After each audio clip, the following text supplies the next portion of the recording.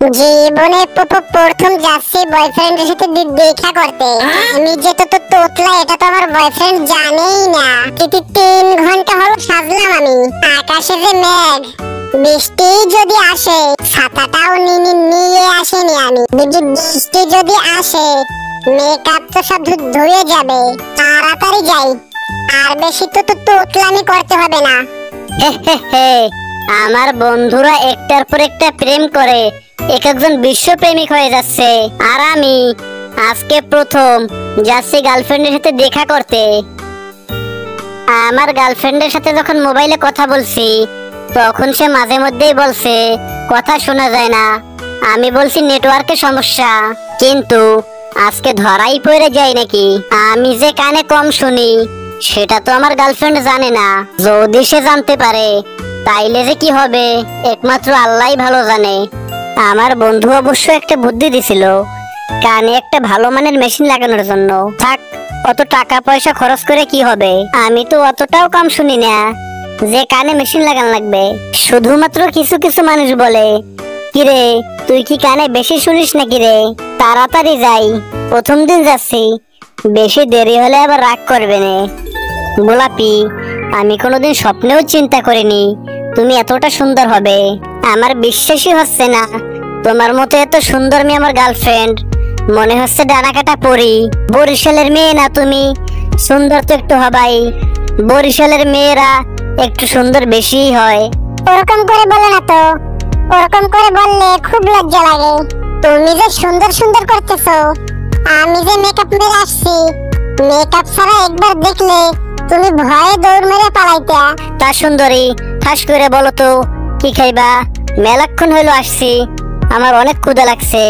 ক্ষুধা তো আমারও লাগছে, কিন্তু লিপস্টিক উঠে যাওয়ার ভয়ে কিছু খাচ্ছি না।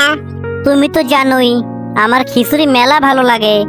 বাইরে বৃষ্টি হচ্ছে, চলো আমরা খিচুড়ি খাই। হ্যাঁ, কি বললা তুমি? মিষ্টি খাইবা? পোলাও, কাচ্চি, জাপানিজ, চাইনিজ এগুলা খাবা? তা নয়, তুমি বয়ফ্রেন্ডের সাথে রেস্টুরেন্টে দেখা করতে আইসা বাচ্চাদের মতো মিষ্টি খাইতে চাও। আমি খেতে চাইলাম খিচুড়ি, এ বলে মিষ্টি। বয়রা নাকি বুঝতেছি না। বলছি মিষ্টি না, মিষ্টি না, খিচুড়ি হবে। হ্যাঁ হ্যাঁ বুঝছি খিচুড়ি, কিন্তু সিডির ডিস্কের মতো আটকে যাচ্ছ কে? তোতলা নাকি তুমি? আমি তো কিছুই বুঝতেছি না। তোমার কথা শুনে মনে হচ্ছে তুমি তো তোতলাই। তার আগে তুমি বলো তো, তুমি কি কানে কম শোনো? আমি তো শুরুতেই বলছি কথা বলা শুরু করলে আমার একটু আটকে আটকে যায়। কি বললা? আর একটু জোরে বলো, বুঝতে পারিনি। বলছি আমি তো তোমাকে অনেকদিন ধরেই বলছি আমি একটু তোতলা। আরে এতই জোরে বলা লাগে? আমি কি বয়রা নাকি যে শুনতে পাবো না? তোমাকে তো ভালোই মনে করছিলাম, কিন্তু তুমি তো বয়রা। তাই তো তুমি কথা বলা ধরলে সামনে সামনে বলতা, শুনতে পাচ্ছি না, শুনতে পাচ্ছি না।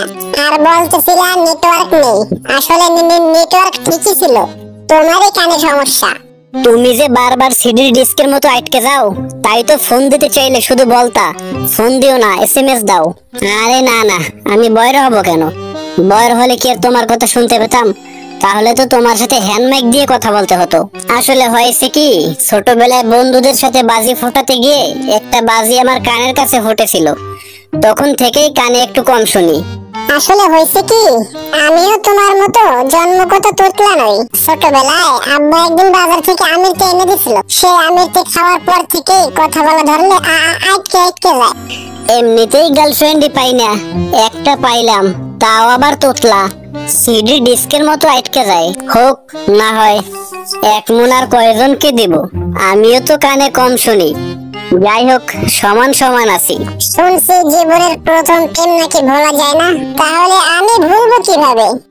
শুধু কানেই তো কম শুনে। যাই হোক, একটা মেশিন কিনে দিলেই সব ঠিক হয়ে যাবে। শোনো, হিসাব করে দেখলাম তুমিও কানে কম শোনো, আমিও তো দুইজনই সমান সমান। তোমার যদি কোনো আপত্তি না থাকে তাহলে একটা কাজ করো, আব্বার সাথে আমাদের এই বিয়ের বিষয়ে কথা বলো।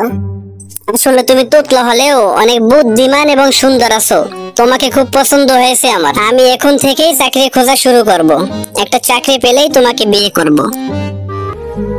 আমরা এত কষ্ট করে 6 থেকে 7 দিন ধরে একটা ভিডিও বানাই, কিন্তু সাবস্ক্রাইব করতে 1 সেকেন্ড সময় লাগে মাত্র। তবুও তোমরা সাবস্ক্রাইব করো না। আমরা তো তোমাদের কাছ থেকে আর কিছু চাই না, শুধু একটা সাবস্ক্রাইবই চাই। প্লিজ তোমরা সাবস্ক্রাইব করো, প্লিজ।